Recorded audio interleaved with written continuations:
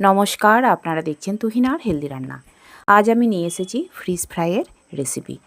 তবে এই রেসিপিটা করেছি আমি একদমই ফিশ ছাড়া আর সম্পূর্ণ নিরামিষ। ফিশ ছাড়া ফিশ ফ্রাই করার জন্য আমি সবার প্রথমে দুটো বড় ধরনের কাঁচকলা নিয়েছি আর এইগুলোকে পাতলা পাতলা করে বেগুনির মতো কেটে নিয়েছি। কেটে নিয়ে ভালো করে ধুয়ে জল শুকনো করে রেখে দিয়েছি। আর এখন আমি এতে মাখিয়ে রাখবো আম কাসুন্দি। বেশ ভালো করে এই কাসুন্দিটা মাখাতে হবে, যেন প্রত্যেকটা জায়গায় কাসুন্দিটা মাখানো হয়। ভালো করে মেখে নেবার পর আমি একটা কাঁটা চামচে করে এই প্রত্যেকটা কলার টুকরোকে আমি ছিদ্র ছিদ্র করে দেব। এতে করে মশলার টেস্ট কলার মধ্যে ভালো করে ঢুকবে আর খেতেও ভালো লাগবে। প্রত্যেকটা কলার টুকরোকেই আমি এইভাবে গর্ত গর্ত করে নিয়েছি। এই কাজটা হয়ে যাবার পর আমি এই কলার টুকরোগুলোকে আধ ঘন্টার জন্য আমি চাপা দিয়ে রেখে দেব।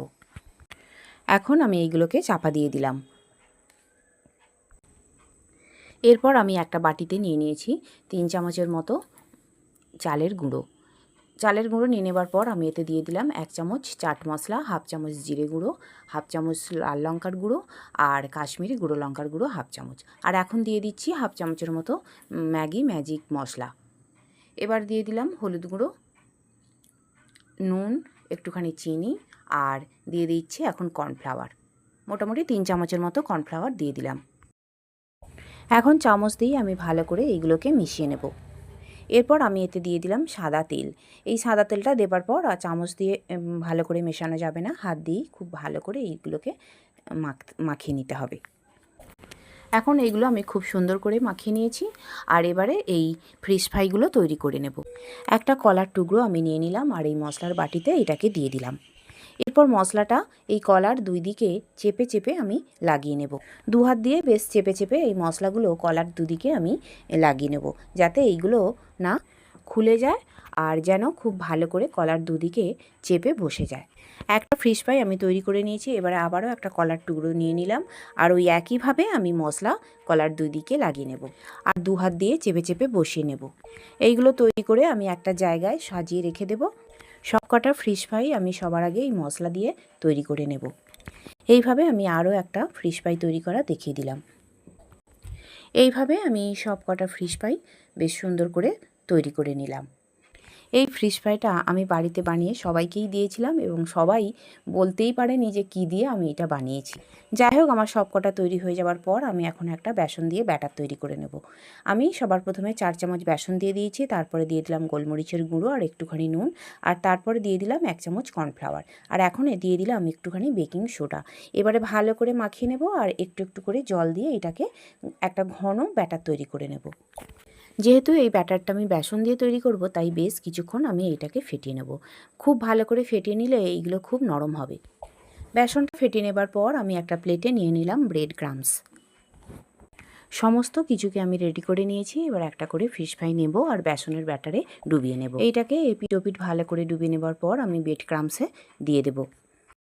তারপরে এর ওপরে আমি ভালো করে ব্রেড ক্রাম্বসটাকে আমি ছড়িয়ে দেব আর দুদিকেই খুব সুন্দর করে কোট করে নেব। দু হাত দিয়ে এটাকে একটু চেপে চেপে নেব, যাতে এইটা খুলে না যায় আর বেশ সুন্দর করে ফিশ ফ্রাইটা তৈরি হয়। এখন আমার প্রথম ফিশ ফ্রাইটা একদম রেডি হয়ে গেল। এবারে আমি আবারও একটা নিয়ে নিলাম, ওই বেসনের ব্যাটারে একইভাবে চুবিয়ে নেব। বেসনের ব্যাটারে এটাকে ভালো করে এপিট ওপিট ডুবিয়ে নিলাম। তারপরে ওটাকে আমি আগেরটার মতোই একইভাবে ব্রেড ক্রাম্বসের ওপরে এটাকে দিয়ে দিলাম আর এর ওপরে ব্রেড ক্রাম্বস ভালো করে ছড়িয়ে দিলাম আর দু হাত দিয়ে বেশ চেপে চেপে আমি ব্রেড ক্রাম্বসের কোটিং করে নিলাম। আর দু হাত দিয়ে এইটার শেপটা একটু সুন্দর করে নিতে হবে, যাতে ঠিক দেখতে লাগে ফিশ ফ্রাইয়ের মতো। এখন আমার এটাও তৈরি হয়ে গেল। এরপর আমি আবারও একটা ফিশ ফ্রাই নিয়ে নিলাম আর ব্যাটারে আমি ডুবিয়ে নিলাম। এরপর আমি এটাকে ব্রেড ক্রাম্বসের ওপর দিয়ে দিলাম আর ব্রেড ক্রাম্বসটাকে এপিট ওপিট ভালো করে মাখিয়ে নিয়ে খুব সুন্দর করে একটা কোটিং দিয়ে দিলাম।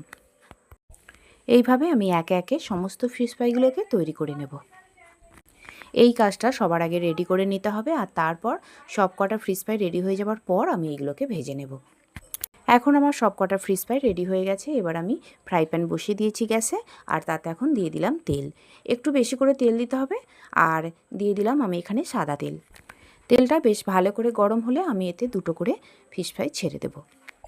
একটুখানি অপেক্ষা করব আর একদিক একটুখানি ভাজা হয়ে গেলে তারপর আমি এগুলোকে উল্টে দেব। আর এই সময় গ্যাসের ফ্লেমটা একটু কমানো থাকবে, কারণ গ্যাসে জোর দেওয়া থাকলে এইগুলো পুড়ে যেতে পারে। এখন এইগুলোকে আমি উল্টে পাল্টে বেশ লাল লাল করে ভেজে নেব। একটু ঘন ঘন এইগুলোকে উল্টাতে পাল্টাতে হবে, না হলে একদিক বেশি ভাজা হয়ে যাবে, একদিক কম ভাজা হবে।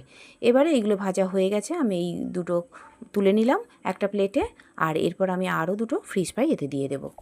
বন্ধুরা, নিরামিষ দিনে আমরা কি খাবো এই নিয়ে বেশ আমাদেরকে মাথা ঘামাতে হয়। আর যদি নিরামিষ দিনে ভাতের সঙ্গে একটু পাতলা ডাল আর এই রকম ফিশ ফ্রাই করা যায়, তাহলে গরম ভাতে আর কিচ্ছু লাগবে না। এত সুন্দর, এত টেস্টি খেতে লাগে, যেন মনে হবে ফিশ ফ্রাই খাচ্ছি। আর সবথেকে বড় কথা, এইটা খেয়ে কেউ বলতেই পারবে না যে এইটা কী দিয়ে তৈরি হয়েছে। আর বন্ধুরা, আমার রান্না যদি ভালো লেগে থাকে আর যদি নতুন নতুন ঘরোয়া অথচ সুস্বাদু রান্নার রেসিপি পেতে চান, তাহলে আমার চ্যানেলটিকে সাবস্ক্রাইব করুন আর পাশে থাকা ঘন্টাটি বাজিয়ে দিন। আর লাইক, শেয়ার, কমেন্ট করতে কিন্তু একদম ভুলবেন না। তৈরি হয়ে গেল আমার দুর্দান্ত স্বাদের সম্পূর্ণ নিরামিষ ফিশ ছাড়া ফিশ ফ্রাই। আর আমার রান্নাটি দেখার জন্য সকল বন্ধুদের জানাই ধন্যবাদ। ভালো থাকবেন।